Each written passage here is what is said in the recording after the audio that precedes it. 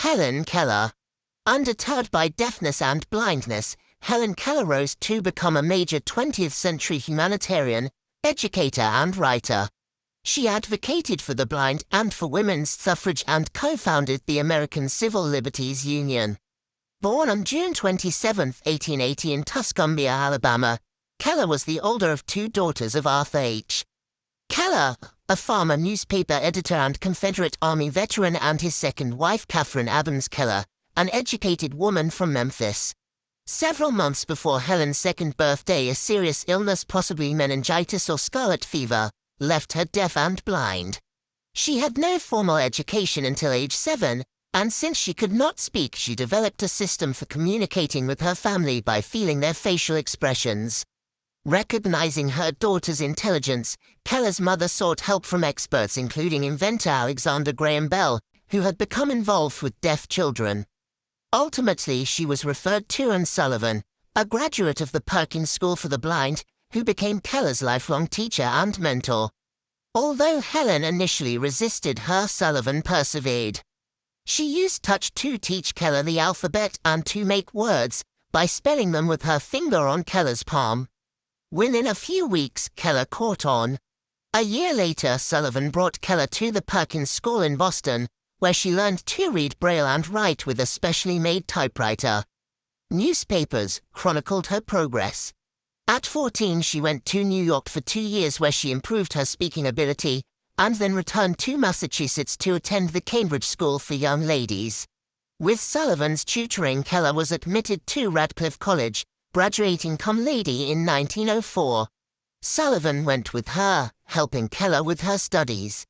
Impressed by Keller, Mark Twain urged his wealthy friend Henry Rogers to finance her education.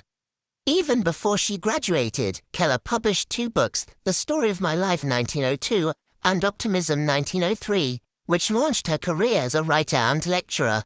She authored a dozen books and articles in major magazines advocating for prevention of blindness in children and for other causes. Sullivan married Harvard instructor and social critic John Macy in 1905, and Keller lived with them. During that time, Keller's political awareness heightened. She supported the suffrage movement, embraced socialism, advocated for the blind, and became a pacifist during World War I. Keller's life story was featured in the 1919 film Deliverance. In 1920, she joined Jane Addams, Crystal Eastman, and other social activists in founding the American Civil Liberties Union. 4 years later, she became affiliated with the New American Foundation for the Blind in 1924. After Sullivan's death in 1936, Keller continued to lecture internationally with the support of other aides, and she became one of the world's most admired women, though her advocacy of socialism brought her some critics domestically. During World War II, she toured military hospitals, bringing comfort to soldiers.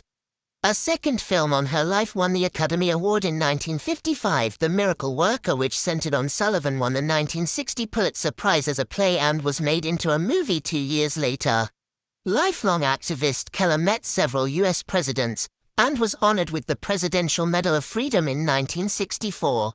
She also received honorary doctorates from Glasgow, Harvard, and Temple universities. It is not blindness or deafness that brings me my darkest hours. It is not blindness or deafness that bring me my darkest hours. It is the acute disappointment in not being able to speak normally. It is the acute disappointment in not being able to speak normally. Longingly, I think how much more good I might have done if I had only acquired natural speech. Longingly, I feel how much more good I could have done if I had acquired normal speech. But within this sorrowful experience, I understand more fully. But out of this sorrowful experience,